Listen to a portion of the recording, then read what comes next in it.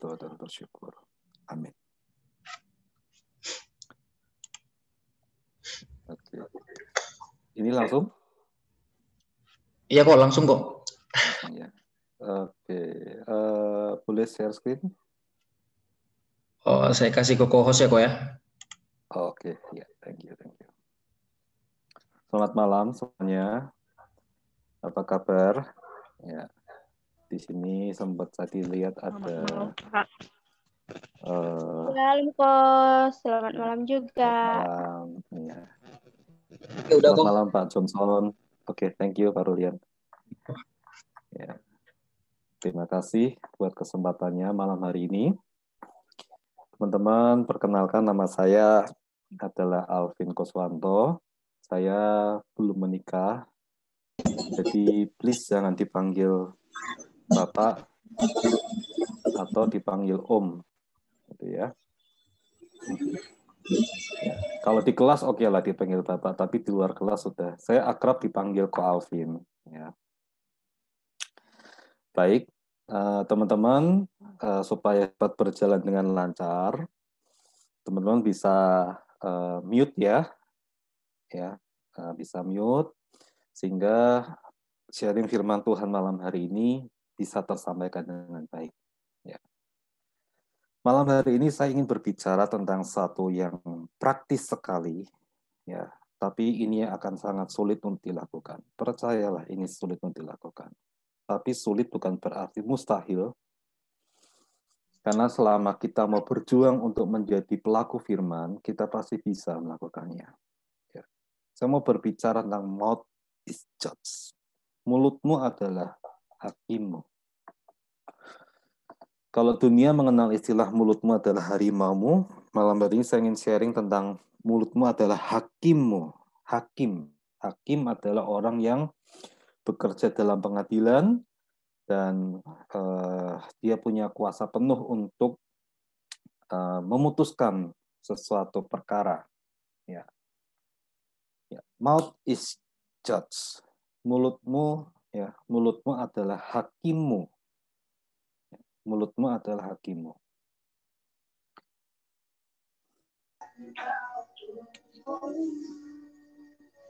Oke, mari kita mulai ya.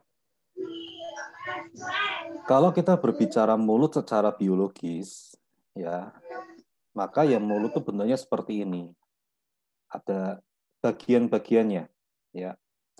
Ada gusi, ada nula, ada lidah, ya, ada langit-langit yang keras dan langit-langit yang lunak, gitu ya. Dan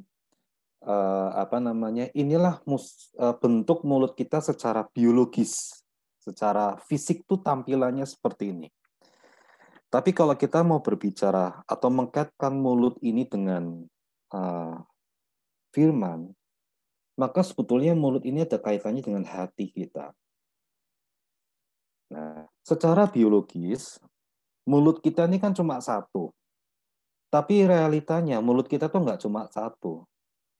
Mulut kita tuh ada dua. Ya. Satu yang mulut ini, ya. Dan yang kedua tuh apa? Jempol. Ya. Jempol. Kok bisa? Apa yang kamu tulis dalam media sosial, apa yang kamu tulis ketika balas chat orang, apa yang kamu tulis atau apa yang kamu naikkan dalam status-status kamu, itulah yang keluar dari dirimu. Nah, kenapa kok saya mengatakan bahwa secara rohani mulut ini dua? Karena ini sama-sama berkaitan dengan hati kita. Sama-sama berasal dari dalam diri kita. Karena itu saya mengatakan mulut kita tuh nggak cuma satu. Nggak cuma mulut, tapi jempol kita pun juga itu mengeluarkan kata-kata, mengeluarkan kalimat, mengeluarkan sebuah prediksi, mengeluarkan sebuah penilaian yang itu bisa berimbas pada apakah kita menyakiti orang lain atau apakah kita membangkitkan orang lain. Lewat mulut kita dan lewat jempol kita bisa membunuh orang, dan lewat mulut dan lewat jempol kita bisa membangkitkan orang, membangkitkan semangatnya dan sebagainya. Nah, Ini kaitannya adalah dengan hati kita, teman-teman. Ya, ini berasal dari hati kita. Karena itu mari kita belajar sesuatu malam hari dalam kisah Matius pasal 12 ayat ke-33 sampai 37. Saya akan bacakan untuk kita semua. Ya, Matius pasal 12 ayat 33 sampai 37. Alkitab bilang begini, jikalau suatu pohon kamu katakan baik, maka baik pula buahnya. Jikalau suatu pohon kamu katakan tidak baik, maka tidak baik pula buahnya.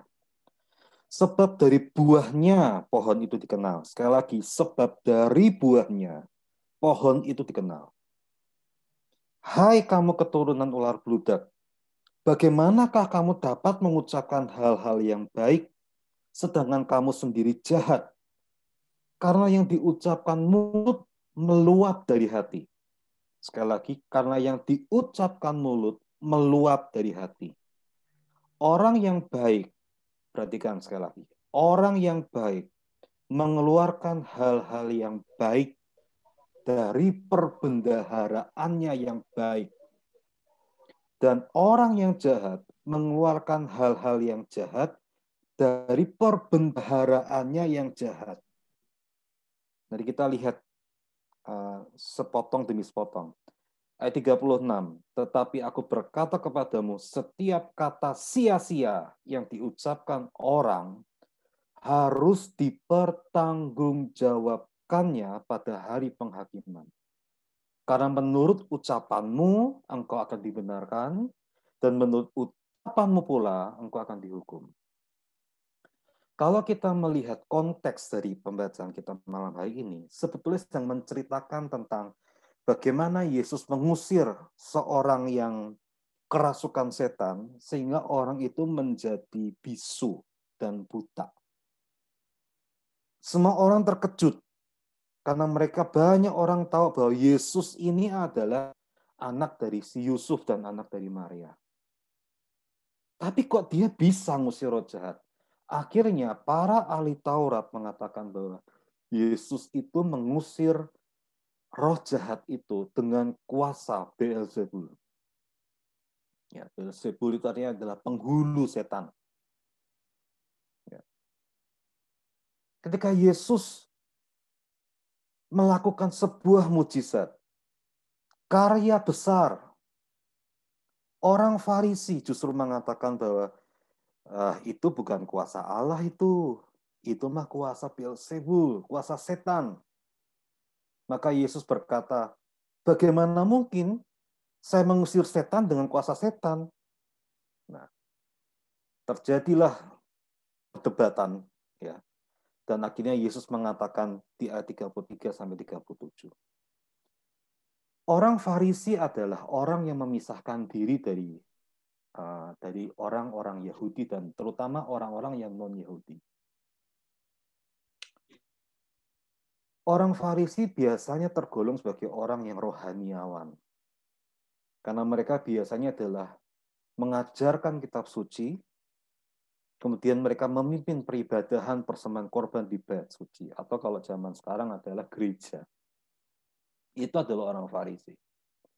Dan orang Farisi mempunyai sebuah pemikiran dasar bahwa ketika mempelajari sejarah bangsa Israel mengalami pembuangan, bahkan ketika Yesus lahir dalam dunia ini, bangsa Israel sedang dalam masa penjajahan orang Romawi. Mereka percaya bahwa keberadaan orang Israel itu dikarenakan orang Israel itu gagal mentaati hukum Taurat. Mereka begitu berpatokan pada hukum Taurat, mereka begitu submit pada Taurat, mereka begitu menghormati Taurat, bahkan mereka menjadikan Taurat itu sebagai hukum kehidupan, sebagai petunjuk, sebagai ajaran. Kalau kamu ingin berkenan di hadapan Allah Yahweh yang disembah oleh orang Israel, tuh lihat Taurat. Mereka begitu mensakralkan namanya Taurat. Dan orang Farisi ini punya tugas utama. Mereka menafsirkan dan melengkapi sedemikian rupa supaya orang-orang itu tidak melanggar hukum Taurat.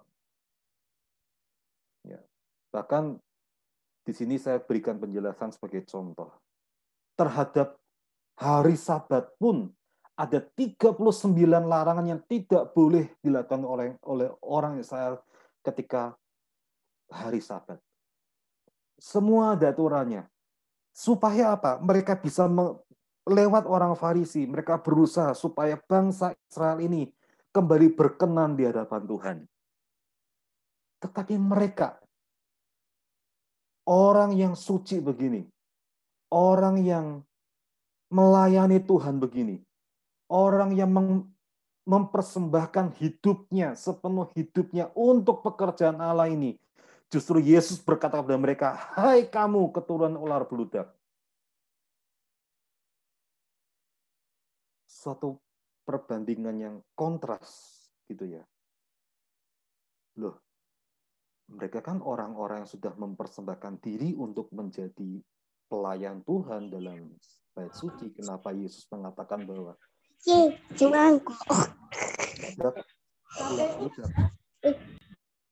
bahkan saya menyempatkan tadi membaca salah satu terjemahan bahasa Inggris.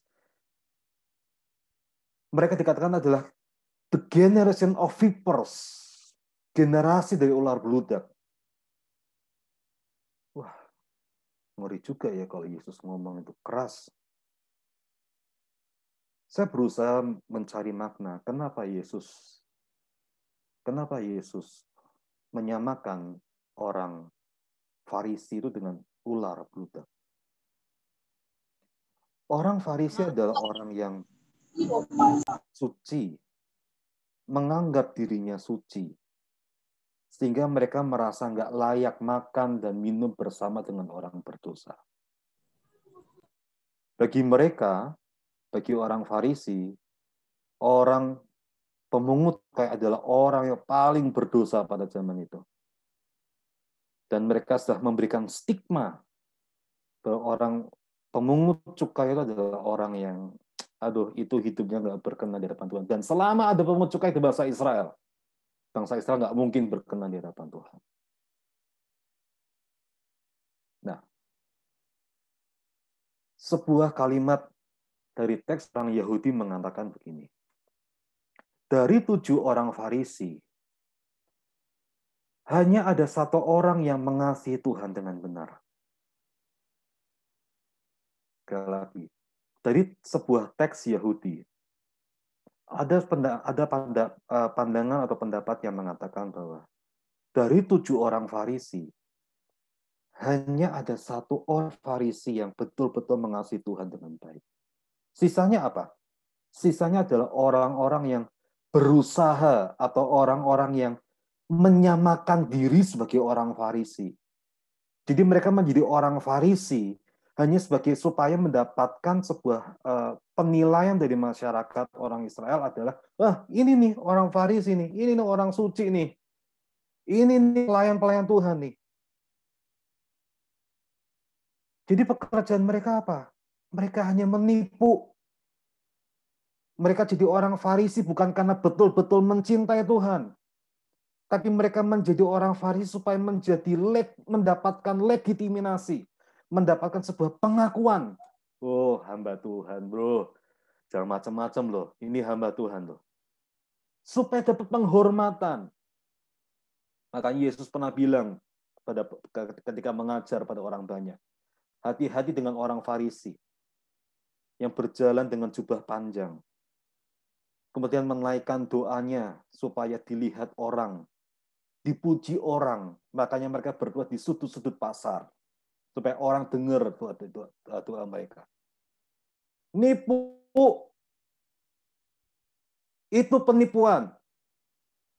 Melayani Tuhan, kalau bukan karena kita betul-betul mengasihi Tuhan, itu penipuan di hadapan Tuhan. Makanya Yesus membandingkan antara orang Farisi dengan ular beludak. Karena ular beludak digunakan sebagai analogi untuk menggambarkan orang yang licik, orang yang lihai, orang yang penuh dengan tipu muslihat. Mereka hanya berpakaian orang Yahudi, mereka hanya berpakaian orang Farisi, tetapi sebenarnya lewat pakaian orang Farisi itu, Mereka hanya mencari penghormatan dari orang Israel.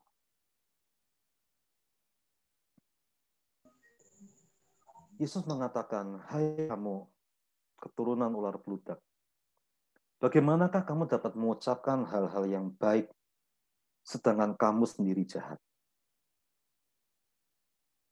Bagaimana seorang yang menipu kok bisa ngomong yang baik? Itu nggak mungkin.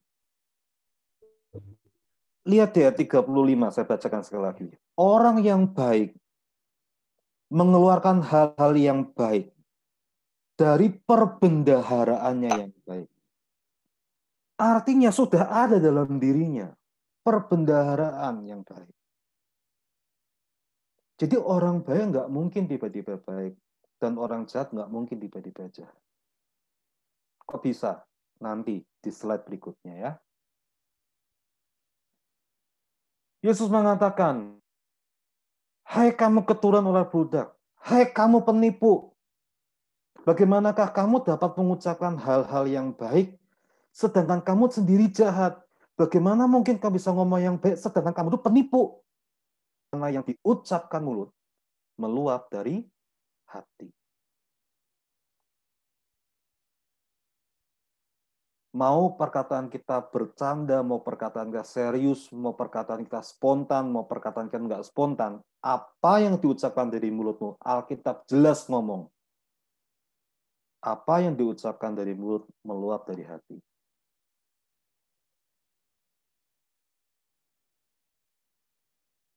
Saya memberikan sebuah perbandingan teks di mana ITB adalah terjemahan baru, Indonesia terjemahan baru, dan saya membandingkan dengan bahasa Indonesia sehari-hari. Dalam Matius pasal 12 ayat 36.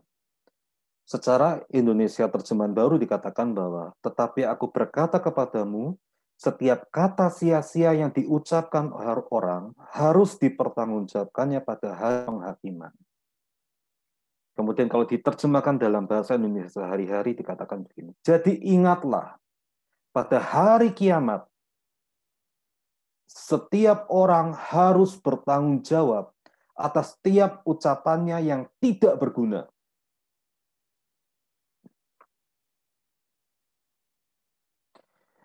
Banyak teolog dan banyak pendeta yang seringkali memberikan pemahaman begini. Nanti ya, waktu hari kiamat atau waktu ketika penghakiman nanti, Tuhan akan bertanya pada kita, berapa jiwa yang kita bawa pada Tuhan? Ada pula pendeta yang mengatakan bahwa ketika hari penghakiman nanti, kita akan ditanya, sudah selesai belum baca Alkitab tamat dari Kejadian sampai Wahyu? Kalau sudah selesai, sudah pernah tamat, berapa kali tamatnya? Kalau sekian boleh masuk surga. Kalau tidak nyampe sekian, nggak boleh masuk surga. Apalagi nggak selesai. Apalagi nggak pernah baca Alkitab. Ada berbagai macam pendeta berusaha menggambarkan bagaimana hari penghakiman nanti. Tetapi kalau saya pribadi, sekali lagi ini saya pribadi melihat dari teks ini, ketika pada hari kiamat nanti, ketika pada hari penghakiman nanti, salah satu bentuk yang harus kita pertanggungjawabkan di hadapan Tuhan adalah perkataan yang keluar dari mulut kita.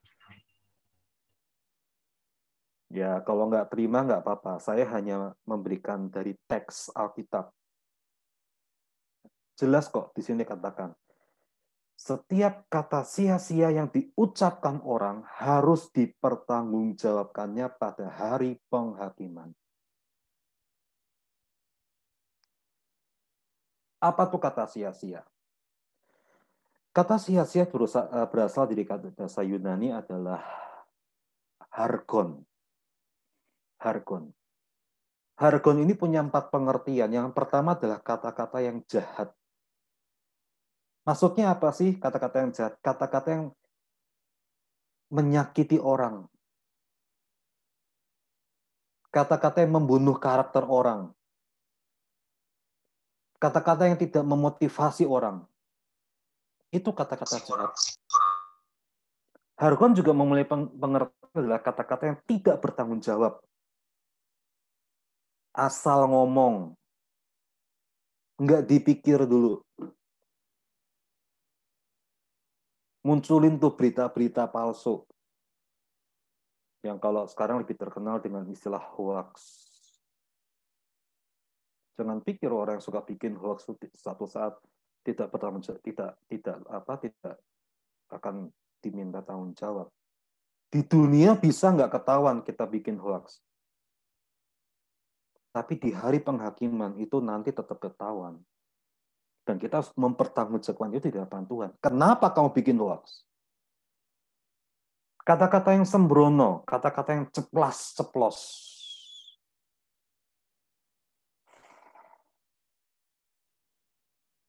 Seringkali orang ketika ditegur, kamu kenapa ngomongin dia kayak begitu? Iya, Ko Alvin, saya kan cuma bercanda, Ko Alvin. Ya, bagi saya alasan boleh saja alasan. Tapi masalahnya Alkitab tidak mengatakan kalau perkataanmu serius itu berarti nggak perlu itu berarti harus ditanggungjawabin. Tapi kalau kata-kata bercanda itu berarti kata-kata yang tidak perlu dipertanggungjawabkan. Alkitab nggak ngomong gitu. Bahkan dalam teks di Ibrani juga mengatakan, ya kan, lidah itu berkuasa. Alkitab juga nggak ngomong, ketika kita ngomong serius baru itu berkuasa, pas kita ngomong bercanda itu nggak berkuasa. Itu Alkitab nggak ngomong. Dan realita saya ingat sekali bagaimana seorang remaja di Amerika Serikat ketika berusia 11-12 tahun. Dia akhirnya bunuh diri, gantung diri. Dan sebelum gantung diri, dia menulis sebuah surat yang berisikan adalah permintaan maaf kepada orang tua karena mengambil keputusan ini. Di dalam suratnya, remaja putri ini mengatakan bahwa kenapa dia bunuh diri. Alasannya cuma satu, karena saya nggak kuat. Karena teman-teman sekolah mengatakan saya itu gendut. Itu remaja perempuan dikatakan gendut. You fat. Gitu ya. Itu bisa bikin orang bunuh diri. Lu bilang tuh berarti nggak punya kuasa gitu.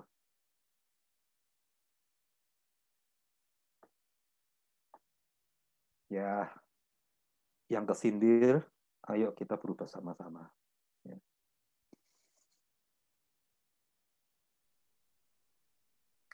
Karena dalam Amsal pasal 4 ayat 23 mengatakan begini. Jagalah hatimu dengan segala kewaspadaan. Karena disitulah terpancar kehidupan. Supaya nggak meleset, saya baca lagi ya. Saya buka dulu. Amsal 4 ayat 23. Jagalah hatimu dengan segala kewaspadaan. Karena dari situlah terpancar kehidupan. Yang menarik dalam terjemahan King James Version dituliskan begini. Keep thy heart with all diligence. For out of it are the issues of life. Jagalah hatimu dengan ketekunan, dengan segala ketekunan. Namanya tekun itu apa sih? Tekun itu berarti terus-menerus. Tekun itu berarti nggak pernah berhenti. Tekun itu terus menjaga, terus melakukan, dan terus melakukan. Itu diligence, itu tekun. Jadi kita nggak cuma sekali jaga hati kita, terus, dan terus-menerus menjaga hati kita. Kenapa? For out of it are the issues of life. Karena dari situlah muncul masalah kehidupan. Jadi kalau kita nggak jaga hati kita nggak jaga perbendaharaan kita, maka nggak heran dimanapun kita akan menjadi biang masalah. Dan masalah nggak ada habis-habisnya dalam depan kita. Ya jangankan kalau kita nggak jaga hati. Kita jaga hati aja bisa menimbul masalah kok. Orang bisa aja nyakitin kita, orang bisa aja fitnah kita, orang bisa aja melakukan hal-hal yang tidak menyenangkan buat kita. Padahal kita jaga hati. Lah bagaimana lagi kalau kita nggak jaga hati kita? Karena itu perhatikan baik-baik prinsip ini teman-teman. Hati. Ya. dari kata liveka, left, yang dalam bahasa Inggris adalah inner man, atau dalam bahasa Indonesia adalah pusat atau sumber kehidupan manusia. Nah, ini yang harus kita jaga. Namanya pusat loh, inti kehidupan. Ya ini yang kita jaga. Karena itu berlaku hukum ini. Apa yang masuk, itu yang keluar. Kalau yang masuk itu adalah positif, maka keluar yang positif. Kalau yang masuk adalah negatif, maka yang keluar adalah negatif. Kalau yang masuk dalam hatimu, yang masuk dalam pusat kehidupanmu adalah sampah, maka yang keluar pun juga yang keluar dari pusat hidupmu ini ya sampah. Tapi kalau masuk dalam kehidupanmu adalah kebenaran firman Tuhan, maka yang keluar juga kebenaran firman Tuhan. Ini hukumnya. Nggak salah sih kita nonton Korea. Nggak salah sih kita nonton apapun. Tapi kalau sampai itu mengganggu nilai esensi kebenaran, please deh, dengan kesadaranmu, kamu berhentikan itu. Saya juga nggak mau saklek misalnya mengatakan bahwa main TikTok itu salah. Enggak, silahkan main TikTok. Tapi kalau kamu menggunakan TikTok supaya kamu mendapatkan harga diri dari kamu, itu yang bermasalah. Kalau kamu bebas mau posting foto apapun dalam Instagram kamu. Tapi kalau kamu dari Instagram berusaha mendapatkan harga diri dari berapa jumlah orang yang like dalam hidup kamu, dalam foto itu, percuma. Karena harga dirimu tuh nggak ditentukan dari berapa orang yang like foto kamu. Harga dirimu nggak ditentukan dari berapa orang yang nonton video TikTok kamu. Harga dirimu ditentukan dari apa firman Tuhan tentang diri kamu.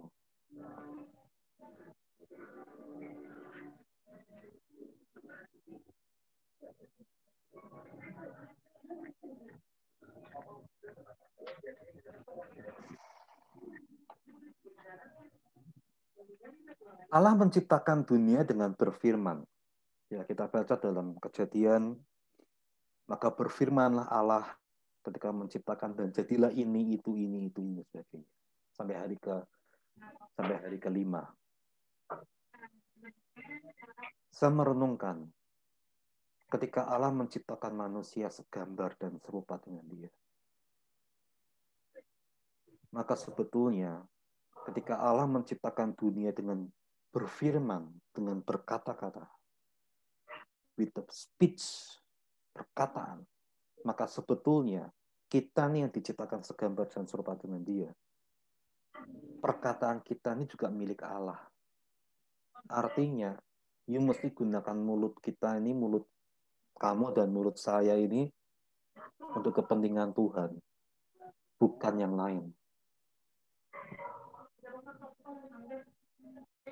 Ayo teman-teman yang masih muda, ya yang tua juga sih ya. Siapapun kita deh sebetulnya. Yang masih suka pakai mulut kita untuk melukai orang lain, ngomongin orang lain yang nggak patut. Kalau orang Jawa mengatakan ngerasani itu ngomongin orang di belakang. Dan itu bernada negatif biasanya. Ayo, tutup mulutmu. Gunakan mulutmu untuk hal-hal yang positif. Gunakan mulutmu untuk menyemangati orang. Kalau kamu marah nggak dosa. Tapi belajar ya, belajar. Saya pun juga terus belajar.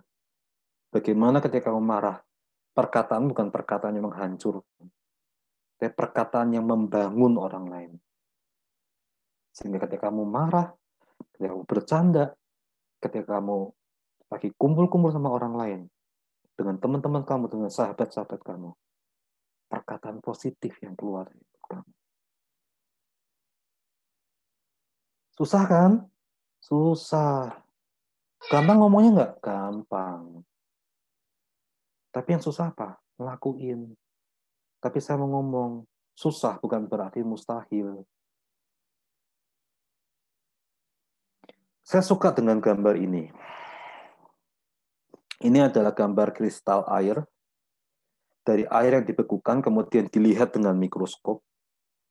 Dan penelitian ini dimunculkan oleh seorang dokter dari Jepang yang bernama adalah Dr. Masaru Emoto. Beliau adalah seorang scientific experiment dan dia pernah memberikan dan menjelaskan tentang hidden message for water, pesan tersembunyi dari air. Ketika sebuah air diberi kata-kata yang positif, misalnya ya, air dalam sebuah gelas, ada dua buah gelas, gelas A dan gelas B. Gelas A itu selalu diberikan kata-kata yang positif. Misalnya apa? Kamu tuh air yang berguna. Kamu tuh air yang menyegarkan. Kamu tuh air yang bermanfaat. Kamu tuh air yang memberikan kelegaan. Dan air dalam B, dalam gelas B, dikatakan kamu tuh air yang nggak berguna. Kamu tuh air kotor. Kamu tuh air yang tidak bermanfaat. Gitu ya. Kemudian dua-duanya sama-sama dibekukan dengan temperatur yang sama dan dengan jangka waktu yang sama. Setelah itu dikeluarkan, diambil serpihan-serpihan, kemudian diteliti oleh Dr. Masaru ini. Dan inilah hasilnya. Ketika sebuah air dikatakan, I will kill you, I hate you, you are full of polusi, maksudnya airnya kotor, bahkan diberi musik heavy metal, maka kristalnya menjadi rusak seperti ini. Kristal airnya. Jadi nggak berbentuk seperti ini. Tapi lihat, ketika sebuah air dikatakan dengan atau diberi dengan sebuah kata-kata yang positif. Thank you, I love you, I'm so appreciate with you, I'm so happy with you, you are so meaningful for me, you are my best friend, I forgive you, I never let you go,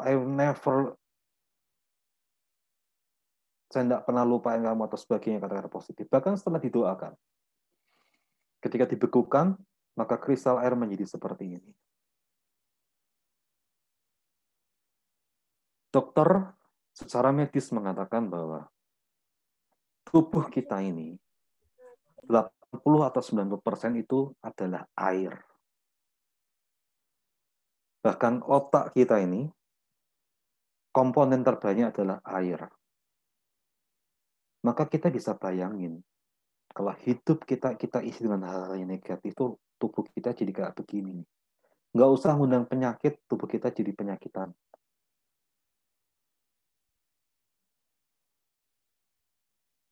Isi hal-hal dalam hidupmu dengan nilai-nilai yang positif. Dengan hal-hal yang positif. Hal-hal yang berkenan di hadapan Tuhan. Isi.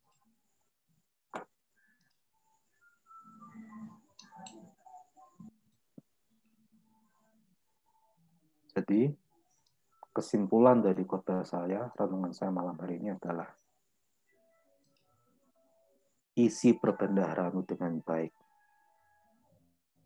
Maka perkataan yang keluar dari mulutmu, yang keluar dari jempolmu adalah hal yang baik. Amin. Mari kita berdoa. Mari kita berdoa. Setelah ini kita diskusi, tapi sebelumnya mari kita berdoa dulu ya. Mari kita berdoa. Tuhan, terima kasih.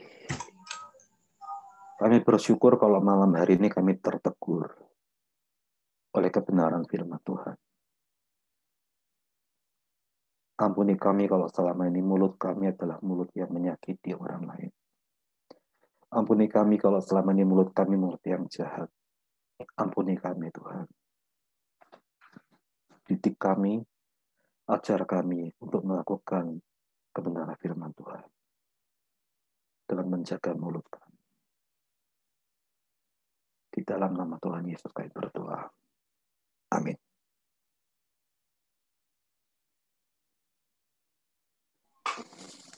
Amin. Shalom semuanya.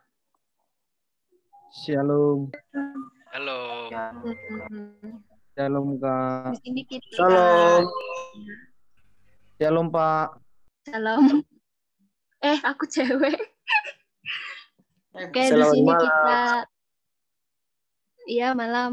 Di sini kita udah diberkati dengan firman Tuhan dan juga mengajarkan kita untuk menjaga mulut kita.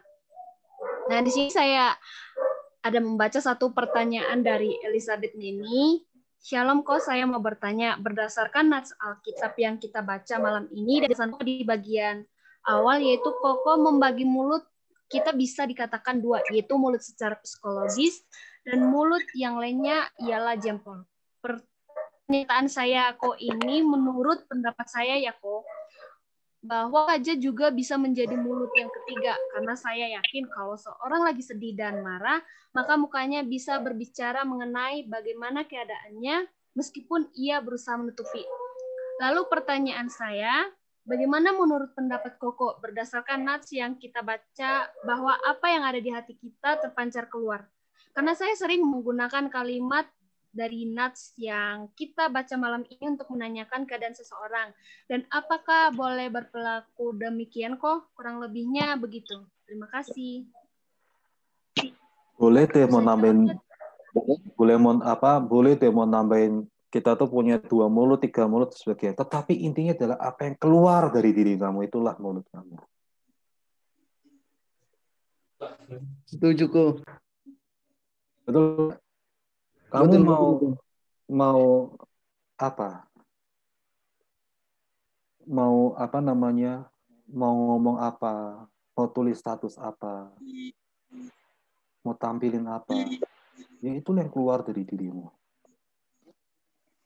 Tapi kalau wajah, ya, wajah itu masih bisa nipu. Contoh ya, hatimu lagi merasa tertuduh, kamu masih bisa senyum-senyum. Seolah-olah nggak ada apa-apa. Tapi kalau dari mulut, dari perkataan kamu, itu terlihat dengan jelas siapa kamu. Orang bisa loh, ya saya ngomong nih, ini kan belum ada pertanyaan lagi kan. Orang bisa loh bangga-banggain begini. Aku tuh kalau doa, 1 hari bisa 1 jam, 2 jam, 3 jam, dan seterusnya. Bahkan nih, Calvin, aku tuh kalau baca Alkitab 1 hari bisa 5 pasal. Jangankan 5 pasal. Mazmur yang 150 pasal itu aku habis dalam 1 hari. Wih, ya. Tapi begitu ngomong, anjing, brengsek, bajingan. Oh itu ya, itu hasil firman kayak begitu.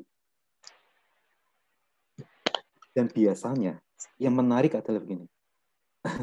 Itu kebiasaan, Calvin. Itu spontan. Loh, spontan tuh karena ada tersimpan dalam perbendaharaan. Spontan tuh udah karena ada tersimpan dalam ini nih.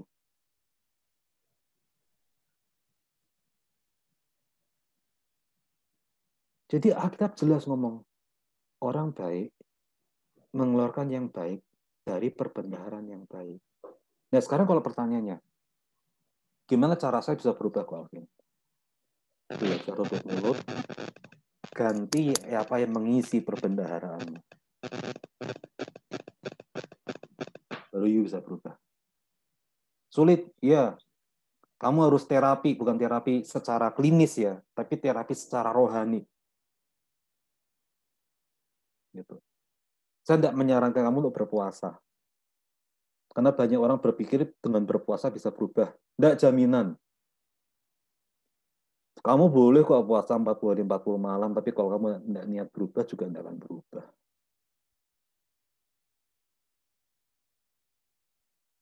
Ini ya, kita ini semua kan, ini kan IMKI ya. Apa namanya? Ikatan Mahasiswa Kristen Indonesia.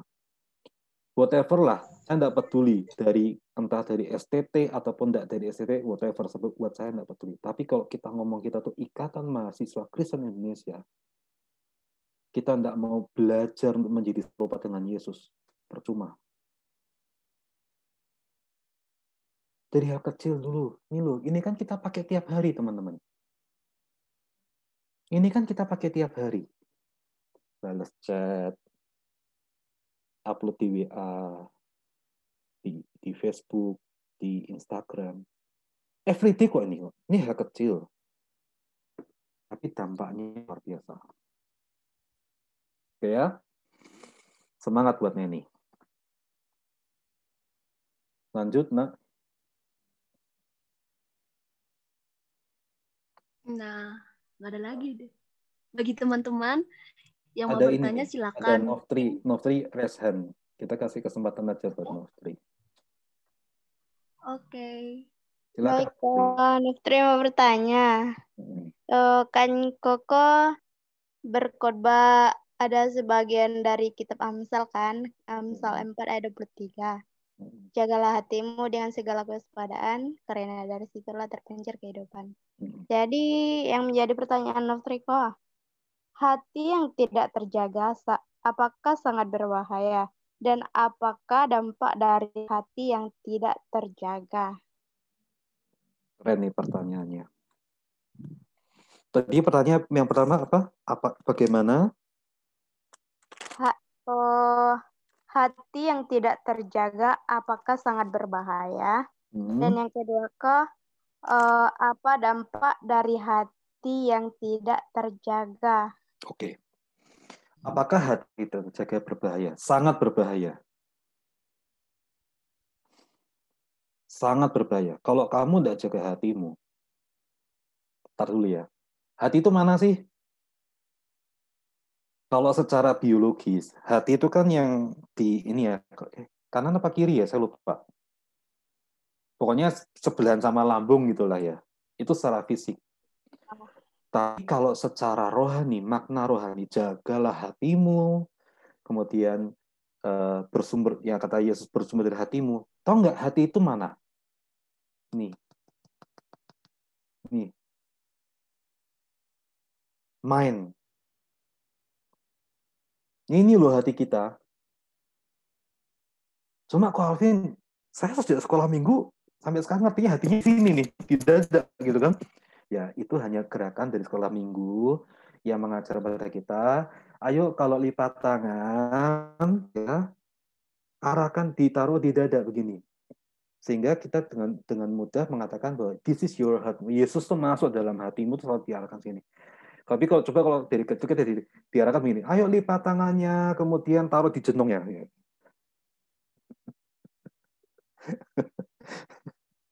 Ya, itu tuh hanya sekedar apa namanya? Hanya sekedar penggambaran saja. Tapi sebetulnya Alkitab menjelaskan bahwa left is mind. Left tadi bahasa Ibrani tadi ya, left hati itu ini, pikiran.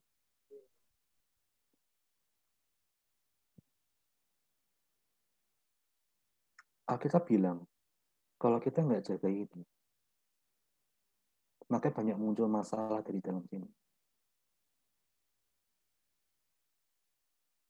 Jadi kalau kita nggak jaga, bahaya banget pastinya.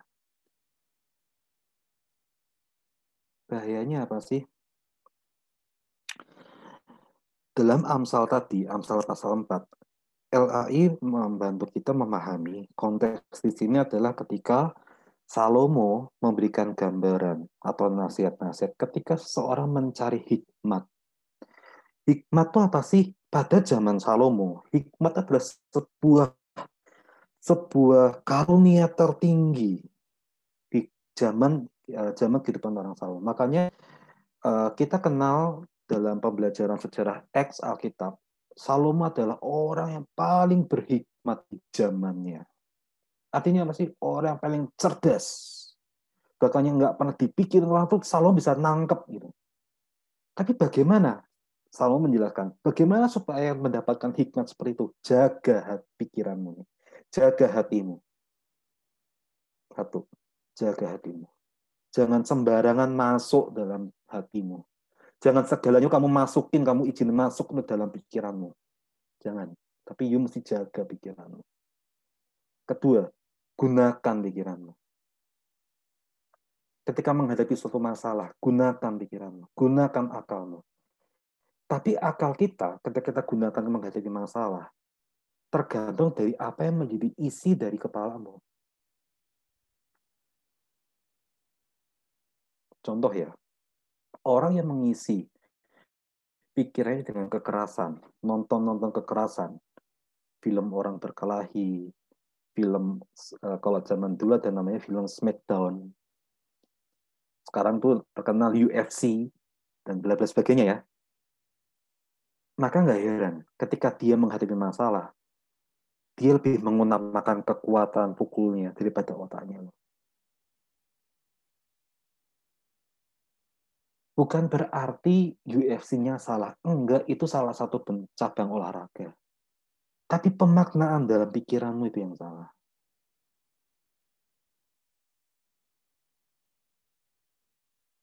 Ya, saya ngomong gini pun juga bukan berarti saya tuh sudah menggunakan pikiran saya dengan bijak. Enggak, saya pun terus berproses, teman-teman. Saya tuh tipe orang yang suka berproses. Gitu. Jadi ayo saya ngajak teman-teman yang masih muda, yuk kita berproses. Ya. Semangat, Nostri. Cepat sembuh ya. Itu udah mulai kering kok. Iya, kok. Ya. Kamu hubungin Miss Ningsi untuk tanya obatnya apa, ya? Oke, lanjut. Lanjut, Kok, Nak. Ya. satu lagi, kok. Oh, satu lagi apa? Apakah kitab Amsal ini berkaitan dengan Matius 15 ayat 19 ya, kok? Apa itu? Tentang hati juga, kok. Jika kita tidak menjaga hati kita. Matius 15 ayat 19. Ya, kok.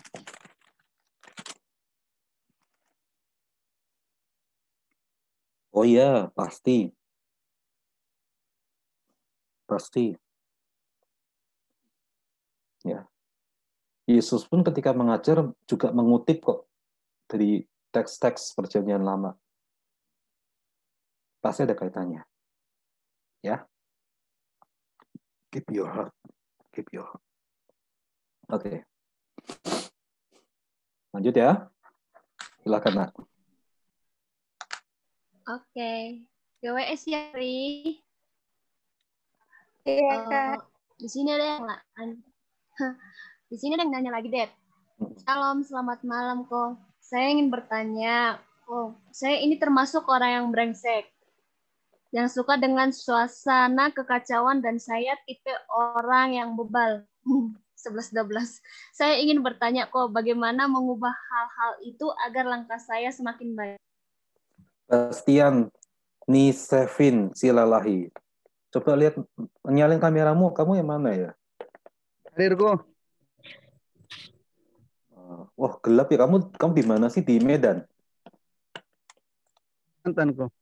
Lagi di mana? Kalimantan Timur. Oh, di Kalimantan Timur. Iya kok. Tapi kamu orang Medan ya, Silalahi itu? Oh, Medan ya kok. Oke. Bastian, kamu usianya berapa, Bastian? 18 kok. 18 tahun. Suka berantem ya? Termasuk golongan itu kok. Suka berantem artinya bisa seminggu sekali, sehari sekali, atau 1 jam sekali? Di dalam bulan itu pasti ada kok. Pasti ada ya. Bastian,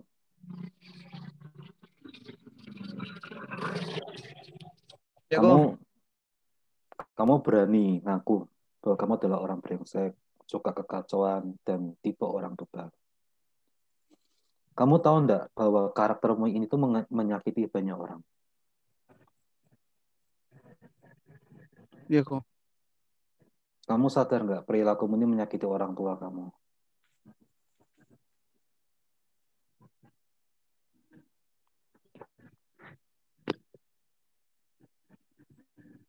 Sadar kok. Yuk berubah. Umurmu masih panjang, Bastian. Kamu masih 18 tahun dan masih banyak yang harus kamu perjuangkan di depan kamu.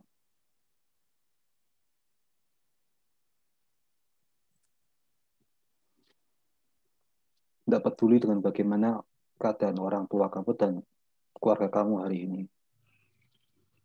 Tapi kamu punya kesempatan untuk merubah keluarga kamu.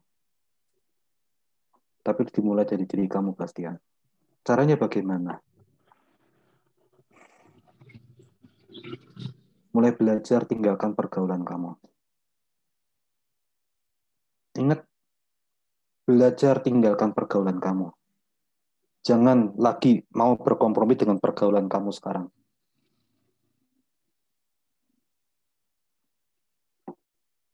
Ya, Bastian?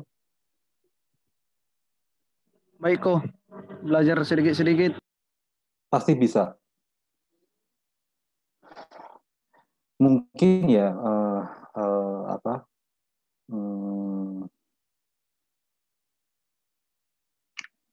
mungkin ini bisa jadiin sebagai sarana untuk kamu bisa berubah. Ya. Mungkin bisa bikin, saya usul nih Pak Rulian, ini nggak hanya sekedar begini, tapi bisa sebagai salah satu bentuk fellowship dan mentoring untuk banyak anak muda. Kayak Bastian begini, itu butuh komunitas. Selama dia nggak dapat komunitas yang baru, dia nggak akan tinggalin komunitas yang lama. Percaya deh. Sesekali bikin acara komsel dan sifatnya adalah kekeluargaan dan sebagainya. Ya, Bastian, kamu mesti tinggalkan pergaulan kamu. Kalau kamu mau sungguh-sungguh berubah, dimulai dari apa coba? Dimulai dari sebuah keputusan untuk kamu berubah. Kamu boleh merencanakan segala sesuatu, kamu boleh punya keinginan bermacam-macam untuk berubah. Tapi selama kamu tidak mau ambil keputusan untuk berubah, kamu akan berubah. Oke, Bastian? Terima kasih kok, baik kok. Oke, God with you, God with you.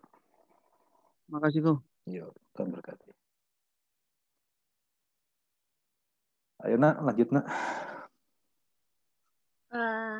Semangat Bastian. Ini di sini ada Israel Tabusan yang mau nanya, Dek, tapi pertanyaannya nggak kelihatan. Ngumpet pertanyaannya.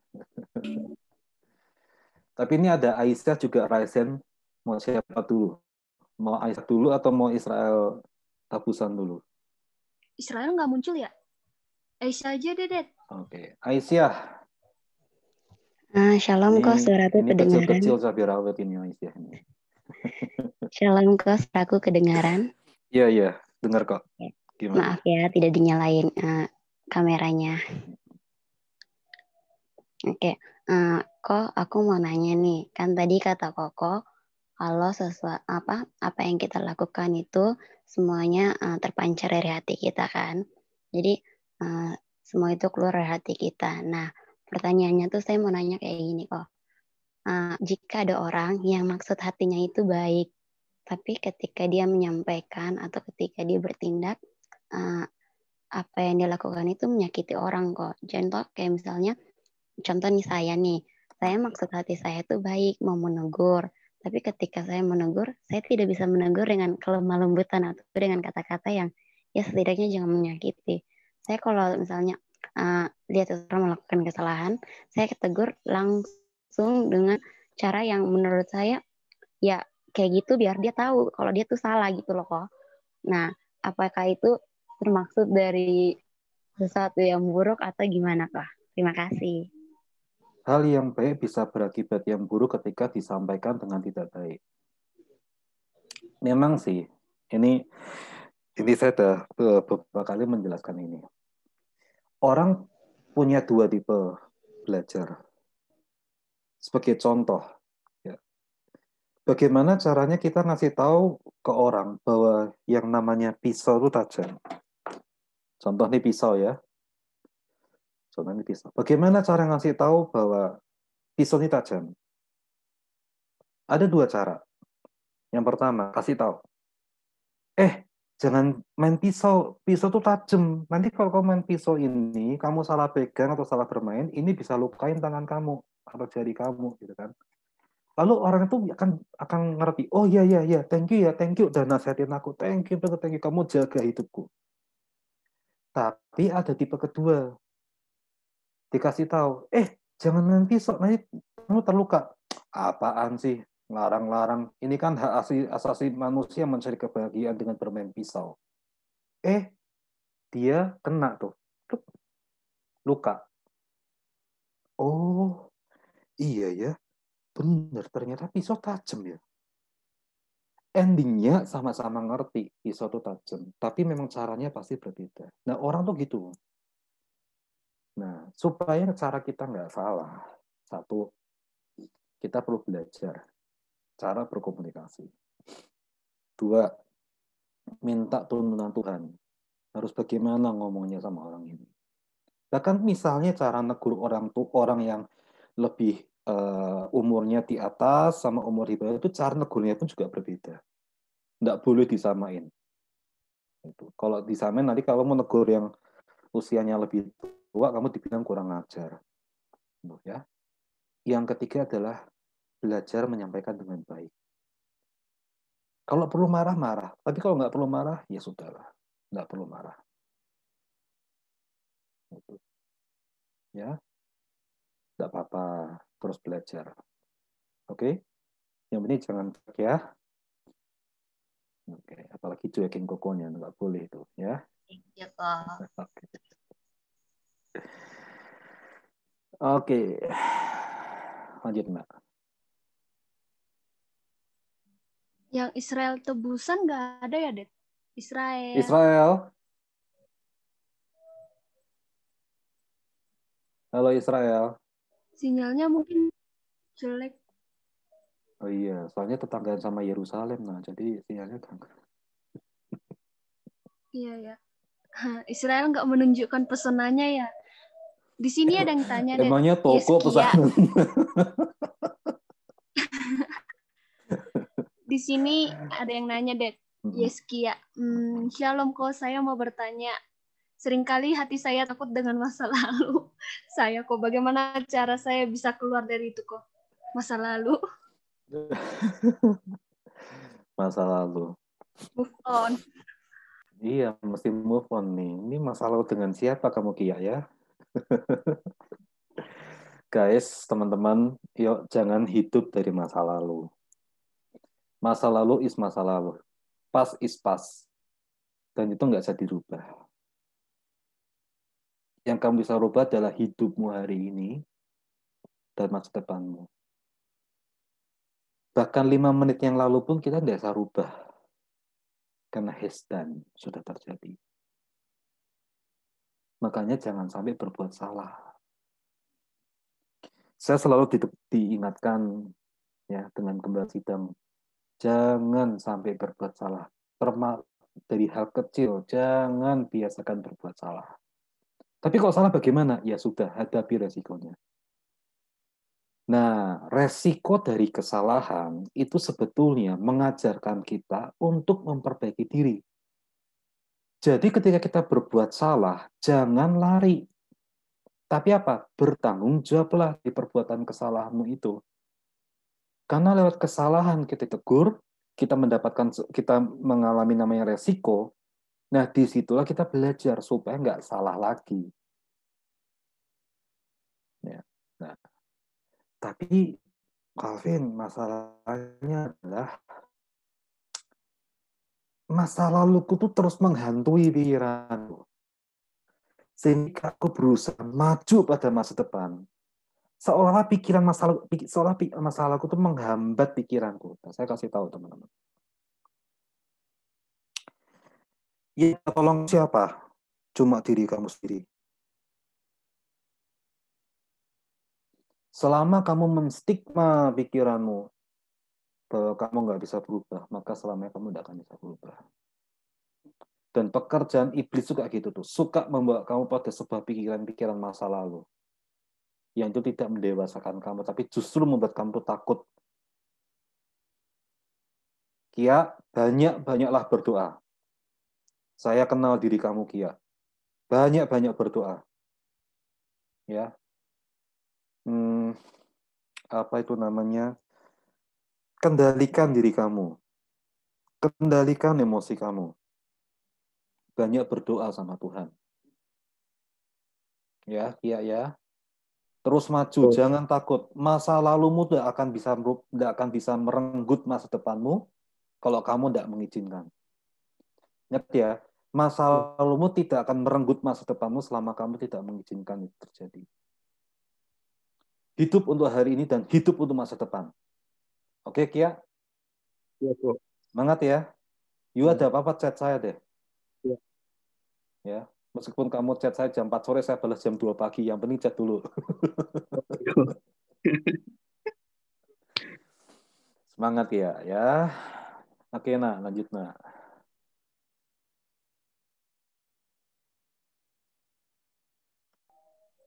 Masih ada yang bertanya, teman-teman? Nggak ada kah? Kayaknya nggak ada lagi, Dede. Tidak apa-apa. Oke. Ini kan mungkin ya, ini usul juga nih. Mungkin ada yang malu juga bertanya di sini. Jadi IMKI mungkin bisa menyediakan kayak semacam nomor yang khusus untuk bertanya gitu tuh. Mungkin bisa deh. Gitu. Ya, kalian berusaha bisa minta tolong orang untuk bantu menjawab sebagainya. Gitu. Kalau diperlukan saya siap membantu.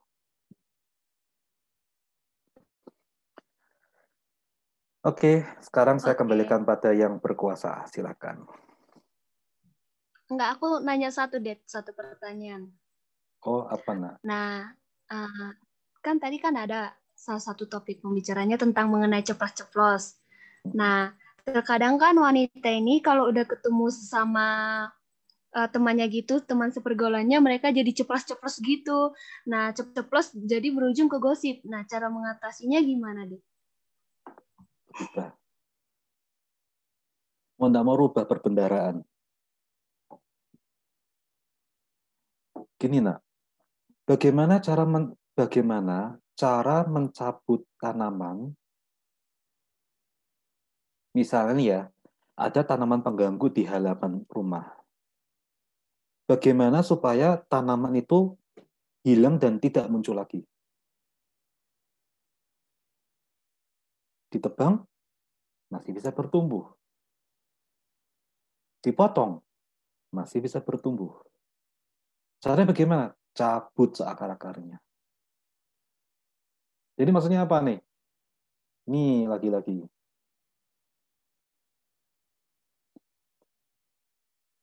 Kemarin, ya beberapa hari yang lalu, aku ini belajar tentang Yudaisme. Bahwa dosa itu bermula dari sini. Bukan dari petik apel, tapi dari sini. Kok bisa? Nanti kapan-kapan kita bahas ya. Kapan-kapan saja. Oke, nah, ada yang nanya nak di chat box, nak. Ini ada yang nanya, Nicodemus Pay. Shalom kok, maaf baru bertanya. Iya, dimaafin. Nasihat untuk menjaga lidah atau perkataan dengan baik mungkin sudah sering kita dengar. Rasul Yakobus dalam suratnya juga menulis tentang hal yang penting ini. Dengan lidah kita memuji Tuhan, Bapa kita. Dengan lidah kita mengutuk manusia yang diciptakan menurut rupa Allah. Dari mulut yang satu keluar berkat dan kutuk. Hal ini, saudara-saudaraku, tidak boleh demikian terjadi. Yakobus 3 ayat 9-10. Pada pasal sebelumnya, Yakobus berbicara tentang perbuatan-perbuatan yang lahir dari iman. Salah satu cara orang dapat melihat iman kita adalah dengan melihat tutur kata kita. Pertanyaan saya, kok, mengapa hamba-hamba Tuhan yang sering menyampaikan firman Tuhan tidak menjaga perkataan mereka? Terima kasih. Tafsir. Okay. Thank you. Nicodemus Pay, mana ya? Coba buka kamera kamu. Saya penasaran. Kamu pertanyaanmu bagus sekali. Hebat nih. Mana Nicodemus Pay? Ayo Kak Niko, jangan malu Kak Niko. Selamat malam. Halo. Oh, dari Kupang kah?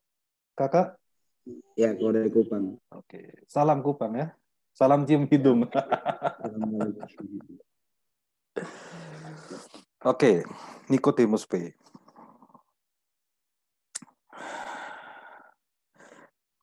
Pertanyaan kamu bagus, tapi juga sebetulnya membuat kita tuh sedih. Kita semua tuh sedih. Bahwa banyak sekali para hamba-hamba Tuhan, para pendeta yang tiap minggu khotbah, tiap minggu nampil di mimbar, entah WL, musik, singer, khotbah. Mereka begitu tampak luar biasa, tapi ketika dalam hidup sehari-hari pun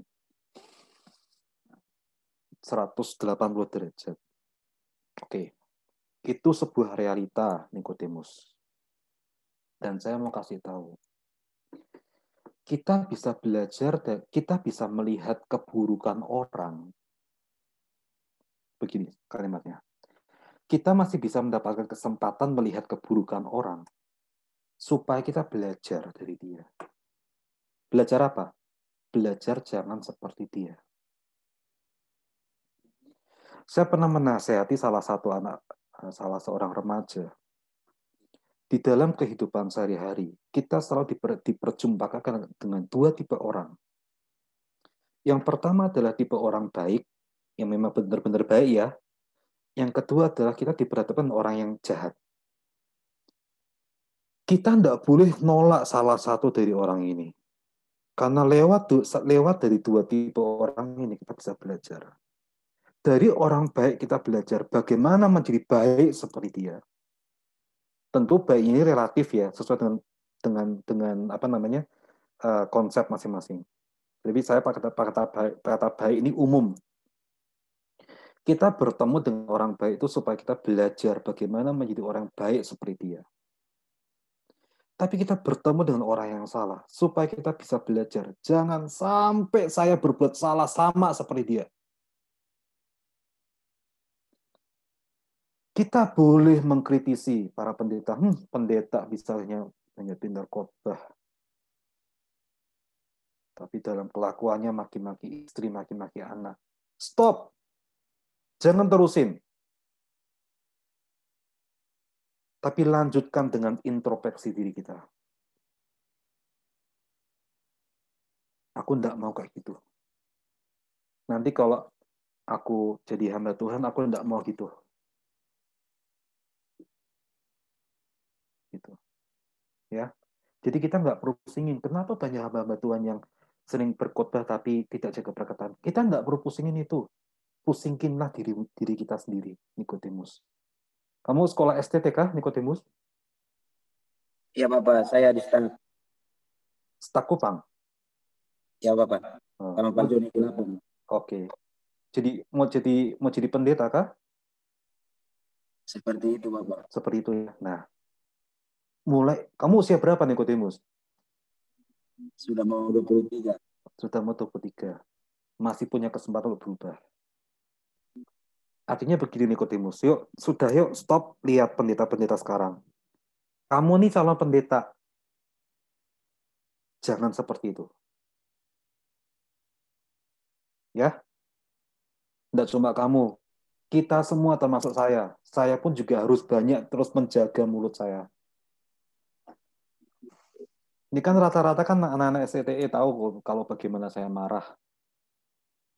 Tapi dalam marah saya tuh terus berusaha supaya ketika saya marah, itu bukan kalimat-kalimat yang sifatnya destruktif. Tapi saya terus belajar bagaimana ketika saya marah, saya bentak mahasiswa, saya marah gitu ya. Tapi tetap kalimat saya itu kalimat yang membangun. Ini Febri yang jadi host kan anak saya. Sudah berapa kali kena omelan dari saya. Tapi saya terus belajar. Makanya teman-teman yuk sediakan waktu tiap malam sebelum tidur, introspeksi diri. Gimana sih perkataanku pada dari pagi sampai malam ini. Beri ruang untuk introspeksi diri. Ya. Semangat Nikodemus. Jadi contoh, jadi teladan buat para hamba Tuhan di masa depan. Amin. Terima kasih kok, Tuhan berkati. Semangat. Tuhan berkati. Silakan, Nak. Oke. Masih ada yang ingin bertanya, teman-teman? Saya mau bertanya, kok. Iya. Oh, Kak Uli. Udah tua. Silakan. Terima kasih. Kok saya mau bertanya, kalau saya lihat kan dengan realita yang terjadi seperti kontradiksi dengan ayat firman Tuhan, karena yang meluap dari hati, apa yang di dalam hati itu yang keluar begitu. Contohnya begini kok, ada orang kan sebenarnya hatinya itu dia nggak mau untuk berbohong gitu. Misalnya ada satu kasus ada cerita, terus jangan ceritain ya begini sama orang, ini rahasia kita. Sebenarnya hatinya dia itu nggak mau kasih tahu gitu, tapi toh juga dikasih tahu. Nah itu kan seperti kontradiksi dengan apa yang dalam hati itu yang keluar gitu. Kira-kira bagaimana kok pendapatku kok?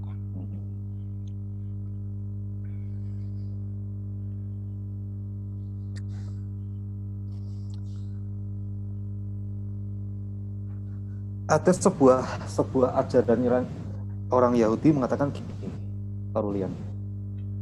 Sekalipun itu benar, tapi kalau itu menyakitkan, lebih baik tahan.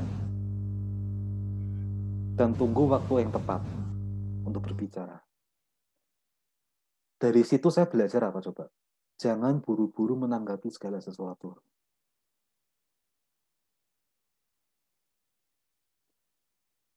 Kritis boleh, tapi jangan buru-buru mengkritisi segala sesuatu. Ya, memang orang yang tipe sanguin itu sulit kayak begini. Sanguin itu lihat sesuatu aja bisa langsung dikritisi. Warna belang. Kenapa warnanya bisa belang? Yeah. But it's okay. It's okay, no problem with that. Yeah. Jangan buru-buru mengkritisi, jangan buru-buru menanggapi segala sesuatu. Kalau kita berusaha memahami ya, coba belajar ketika mendengar sesuatu itu, cerna, maknai, baru katakan. Oke? Thank you kok. Semangat Pak Rulian. Oke. Masih mau bertanya? Saya kok. Yuk, silakan. Ya, Kak Mendel. Mendel. Pantesan kaget suaranya. Oke kok, sebelum saya bertanya saya agak kasih satu statement. Yang tadi Koko sudah jelaskan bahwa perilaku memegang seluruh peran penting dalam kehidupan kita setiap manusia. Jadi perilaku inilah yang memegang setiap peran penting dalam kehidupan manusia. Yang tentunya di dalam perilaku yang baik dimulai dari pikiran yang baik kan kok. Jadi tadi Koko mengatakan bahwa mendefinisikan hati itu secara rohani ada di pikiran kita. Nah, yang saya mau tanyakan sini kok, sering kali ada satu masalah yang kita pasti pernah lalui semua, bahwa setelah kita melakukan sesuatu yang itu, masalah itu memang fatal atau contohnya kayak gini kok, setelah kita emosi, kita bisa berkata orang yang tidak baik atau bisa sampai naik tangan kepada dia. Nah setelah itu baru kita menyesal. Oh tadi perbuatan aku ini salah sebenarnya. Nah di situ sebenarnya jiwa yang salah atau memang hati kita ini yang salah kok. Jiwa kita atau memang hati kita yang kurang mengontrol untuk dapat mengatasi tindakan kita yang salah itu. Seringkali kita setelah buat baru kita menyesal bahwa oh tindakan saya ini salah. Sebenarnya tadi saya nggak boleh ambil tindakan kayak gini. Jadi dari perilaku itulah yang bisa membuat satu tindakan kita bisa salah gitu. Jadi yang saya tanyakan situ, apakah jiwa kita yang memang sudah salah, memang pikiran kita ini yang salah sehingga setelah kita berbuat baru kita menyesal tindakan itu. Oke. Salah satu masalah terbesar dalam remaja adalah ketika mereka menyesali segala sesuatu yang pernah dia lakukan, yang pernah dia katakan, dan yang pernah dia pikirkan.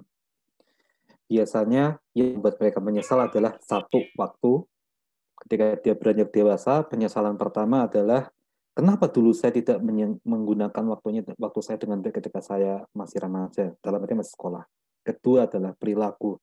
Kenapa dari dulu saya nggak rubah perilaku saya? Dua ini yang menurut saya pribadi, dari pengamatan saya, observasi saya pribadi, adalah penyesalan terbesar manusia, waktu dan perilaku. Nggak masalah sih. Ya, namanya juga manusia. Tetap bisa berbuat salah. Tapi yang penting adalah gini, men. Kodrat kita sebagai manusia tidak boleh digunakan alasan untuk kita tidak bisa berubah. Sekali lagi ya. Kodrat kita sebagai manusia tidak boleh dijadikan alasan bahwa kita tidak bisa berubah. Namanya berubah kan berarti merubah diri dari yang tidak baik menjadi lebih baik, kan begitu. Ya. Kalau pernah berbuat salah, ya sudah berbuat salah. Yang tadi saya katakan, salah nih, ya sudah. Akui, terima resiko, bertanggung jawab. Jadikan sebuah pembelajaran. Supaya ke depannya nggak salah lagi. Kalau dia mempertahankan kesalahannya itu, ya bisa juga mempengaruhi jiwanya, men. Percaya deh. Ya. Penyesalan itu kan karena kita tidak melakukan apa yang baik sebetulnya. Nah, jiwa kita tuh sebetulnya waktu itu, kalau kita mau jujur dan mengingat, itu udah negur. Misalnya apa? Jangan ya, itu misalnya gitu. Tapi kitanya tetap kekeh dengan keinginan kita. Jadinya apa? Nyesel. Nah, kalau nggak mau berubah, ya jiwa kita bisa rusak. Tapi kan gara-gara dosa memang jiwa kita rusak. Iya, betul. Tapi dengan berjalannya waktu kan kita terus harus berusaha membenahi jiwa kita, membenahi batin kita gitu, men. Membenahi hati kita supaya setiap perkataan, perbuatan, tingkah laku kita tuh makin lama makin benar, makin benar, makin benar, makin benar. Jadi tugas siapa yang menjaga jiwa kita? Ya kita sendiri. Gitu. Oke, jiwa kita rusak. Ya jangan tambah rusak. Bagaimana caranya? Yuk benar. Gitu. Ya, men?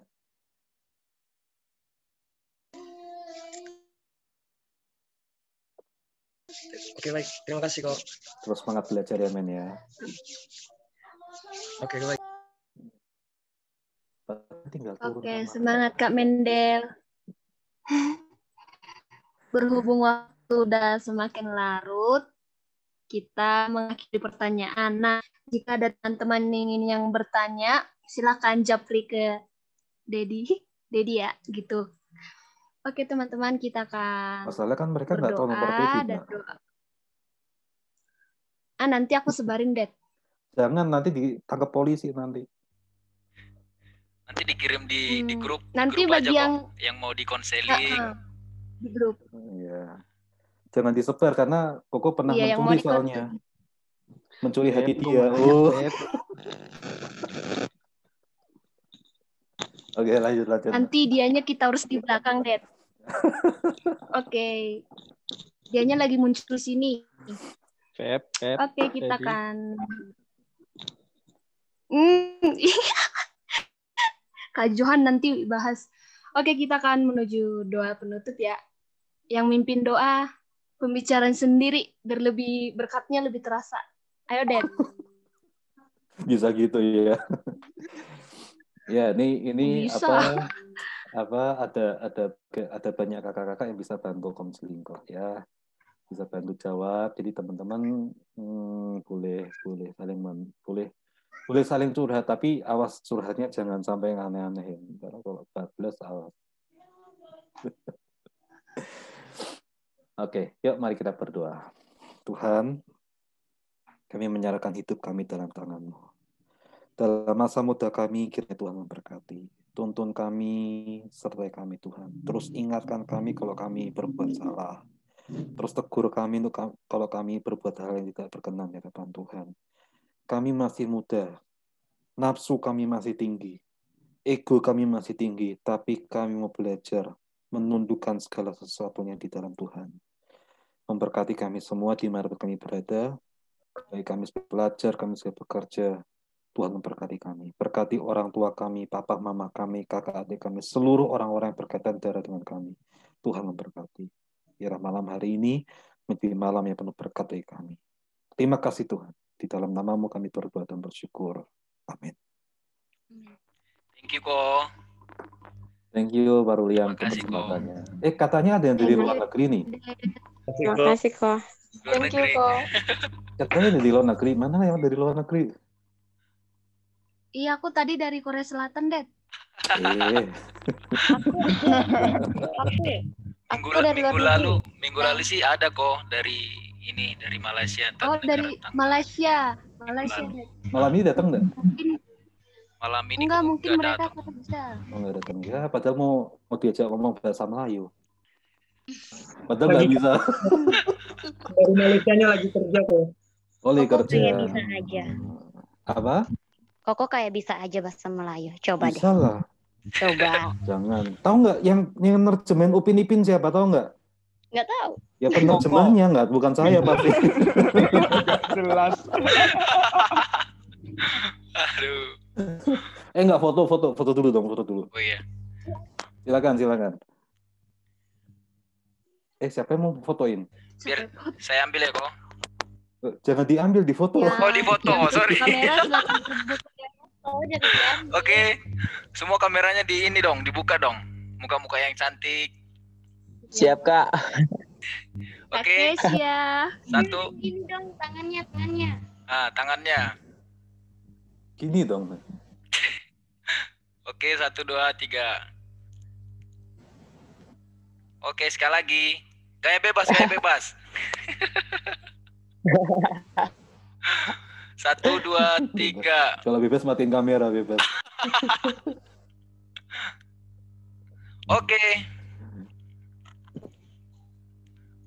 Oke, terima kasih ya buat teman-teman yang sudah hadir. Terima kasih banyak buat anak STT. Terima kasih. Koko Alvin, terima kasih. Terima kasih banyak. Thank you. Terima kasih Koko Alvin. Berkati Koko. Terima kasih kok. Terima kasih, Kok. Terima kasih kok. Ya, terberkati ya. Terima kasih Koko.